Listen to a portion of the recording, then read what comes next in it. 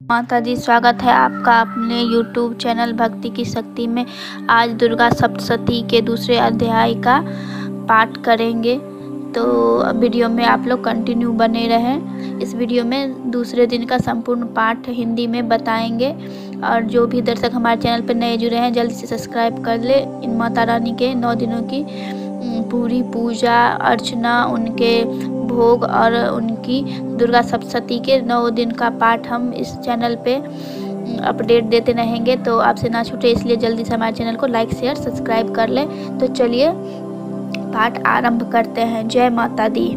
प्राचीन काल में देवताओं और असुरों में पूरे 9 वर्षों तक घोर युद्ध हुआ और देवराज इंद्र देवताओं के नायक थे।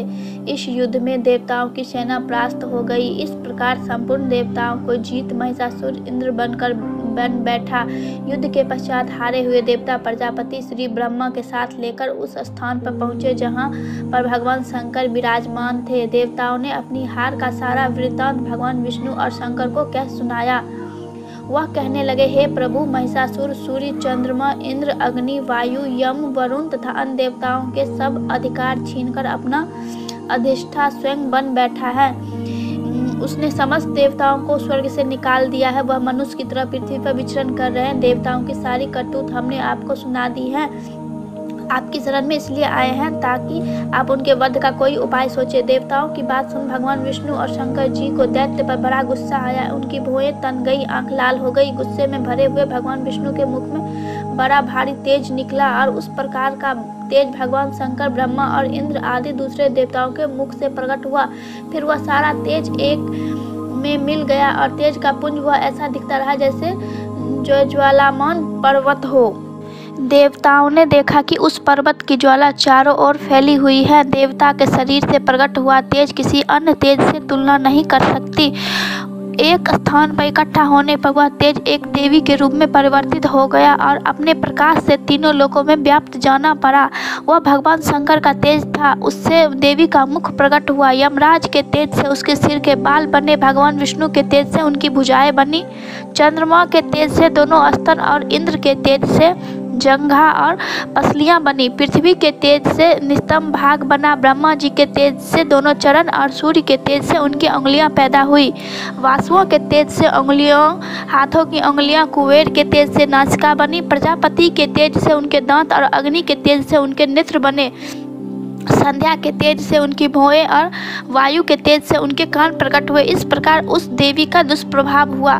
महिषासुर से पराजित उस देवी को देख अत्यंत प्रसन्न हुए। भगवान शंकर ने अपने शूल से त्रिशूल निकालकर उस देवी को दिया और भगवान विष्णु ने अपने चक्र में से एक चक्र निकाल उस देवी को दिया। वरुण ने अपने चक्र में से चक्र निकाल दिया उस देवी को दिया। वरुण ने देवी को शंख भेंट किया। अग्नि ने इसे शक्ति दी। वायु ने इसे धनुष बाण दिया। सहस्त्र नेत्रों वाले देवराज इंद्र ने उसे अपने वज्र से उत्पन्न करके वज्र दिया।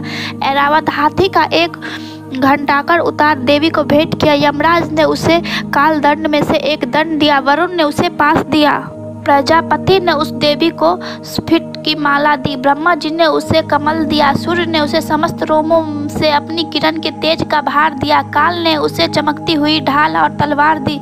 उज्ज्वल हार और दिव्य अस्त्र शस्त्र भेंट किए। इसके साथ ही अनेक दिव्य चूड़ामणि दी।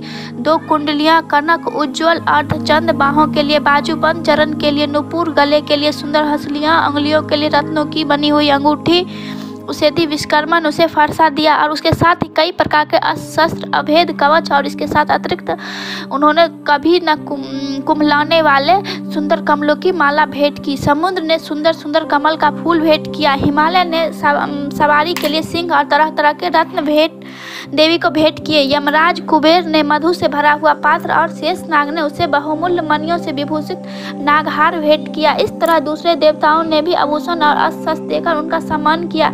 इसके पश्चात देवी ने उच्च स्वर में गर्जना की। इसके साथ ही प्रतिध्वनि हुई जिसे समस्त विश्व में हलचल मच गई और समुद्र कांप उठे, पृथ्वी डोलने लगी, सबको पर्वत हिलने लगे। देवताओं ने उस समय प्रसन्न 2 सिंह वाहिनी की जगदम्बा देवी से कहा, तुम्हारी जय हो। इसके साथ महिषासुर ने भक्ति भाव से विनम्र होकर उनकी स्तुति की।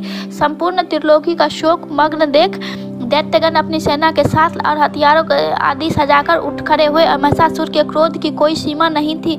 उसने क्रोध में भरकर कहा, यह सब क्या उत्पात है। फिर उसने सेना के साथ दौड़ और जिस और भयंकर नाद का शब्द सुनाई दिया उस और आगे पहुंचा। उसने देवी को देखा और अपनी प्रभा से तीनों लोक को प्रकाशित कर रही है। उसके चरणों के भार से पृथ्वी दबी जा रही है। माथे के मुकुट से आकाश में एक रेखा सी बन गई है। उसके धनुष की टंकोर से सब और सुबुद्ध हो गए हैं। देवी अपनी सहस्त्र भुजाओं को संपूर्ण दिशाओं में फैलाए खड़ी है। इसके पश्चात उस दैत्य युद्ध में गया और कई प्रकार के अस्त्र से सब और से दिशाएं उद्घोषित करने लगा। महिषासुर की सेना तथा सेनापति चिक्षुर नामक एक महान असुर था। वह आगे बढ़कर देवी के साथ युद्ध करने लगा। दूसरे दैत्यों की चतुरंगी सेना साथ लेकर चामर भी लड़ने लगा और 60,000 महारथियों को लेकर उस उदक नामक महादैत्य आकर युद्ध करने लगा। महाहनु नामक असुर 1 करोड़ राशियों को लेकर, असिलोमा नामक असुर 5 करोड़ सैन्यों को लेकर, वाष्पकालक नामक असुर 60,000 असुरों के साथ युद्ध में आ डटा। विडाल नामक असुर 1 करोड़ राथियों को सहित लड़ने लगा। इनके अतिरिक्त हजारों असुर हाथी और घोड़े सब लेकर लड़ने लगे और इसके पश्चात महिषासुर करोड़ों रथों, हाथियों और घोड़ों सहित वहां आकर देवी से लड़ने लगा। सभी असुर तोमर, भिंगपाल, शक्ति, मूसल, खड़ंग, फरसों, पट्टिया के साथ रणभूमि में देवी के साथ युद्ध करने लगा। कई शक्तियां फेंकने लगी और कई अन्य शस्त्र आदि। इसके पश्चात अन्य दैत्यों अपनी अपनी तलवारों को हाथ में लेकर देवी की ओर दौड़े और उन्हें मार डालने का उद्योग करने लगे। मगर देवी ने क्रोध में भरकर खेल ही खेल में उन सबके अस्त्र को काट दिया। इसके पश्चात ऋषियों और देवताओं ने देवी की स्तुति आरंभ कर दी और वह प्रसन्न होकर असुरों के शरीर में अस्त्र की वर्षा करती रही। देवी का वाहन भी क्रोध में भरकर दैत्य सेना को इस प्रकार विचरण करने लगा जैसे कि वन में दानव दन फैल गया। युद्ध करती हुई देवी ने युद्ध क्रोध में भरे हुए जितने श्वासों को छोड़ा वह तुरंत ही सैकड़ों हाथी गणों के रूप में परिवर्तित हो गए। फरसे, भिंगपाल, खड्ग तथा पारसियों आदि उत्पन्न अस्त्रों के साथ दैत्य से युद्ध करने लगे। देवी की शक्ति से बढ़े हुए दैत्यगण को नाश करते हुए ढोल, शंख व मृदंग बज रहे थे। तदंतर देवी ने शूल, त्रिशूल, खड्ग इत्यादि से सहस्त्र सैन्यों को मार डाला। कितने को घंटों की भयंकर आवाज से यमलोक पहुंचा दिया। कितने ही असुरों को उनके पास बांधकर पृथ्वी पर धर घसीटा। कितने को अपनी तलवार से टुकड़े टुकड़े कर दिए। कितने को गदा की चोट से धरती पर सुला दिया। कई दैत्य मूसल की मार से घायल हो रक्त पवन करने लगे और कई शूल छाती फट जाने के कारण पृथ्वी पर लौट गए और कितने की बाण की कमर टूट गई।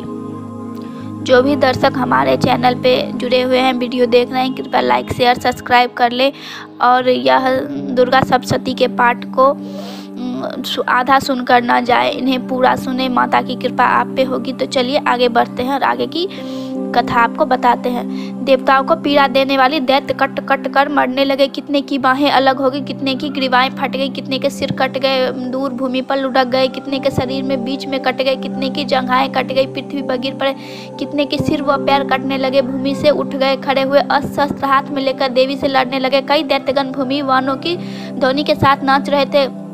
कई असुर जिनके हाथ सिर कट चुके थे बिना सिर के धड़ के शस्त्र लिए दैत्य रह रहकर ठहरे हुए देवी के युद्ध में ललकार रहे थे। जहां पर घोर संग्राम हुआ वह भूमि रथ, हाथी, घोड़े असुरों की लाश से भर गई। असुर के सेना के बीच रक्तपात होने के कारण रुधिर की नदियां बह उठी। इस कारण देवी ने असुरों की विशाल सेना को क्षण भर में इस तरह से नष्ट कर दिया जैसे त्रिशकांठ के बड़े समूहों को अग्नि नष्ट कर डालती है। देवी का सिंह और गर्दन के बाल को हिलाते हुए बड़ा शब्द करता हुआ असुरों के शरीर को मानो उसके प्राणों को ढूंढता रहा। वह देवी के गणों ने जब दैत्य के साथ युद्ध किया और देवताओं को प्रसन्न किया तब उनके ऊपर पुष्प की वर्षा हुई। तो इस प्रकार दुर्गा सप्तशती अध्याय 2 का हिंदी में मैंने अनुवाद सुनाया है। तो जय माता दी। हमारे चैनल को लाइक, शेयर, सब्सक्राइब करें। जो भी अभी तक हमारे वीडियो को देख रहे हैं उनको बहुत बहुत धन्यवाद।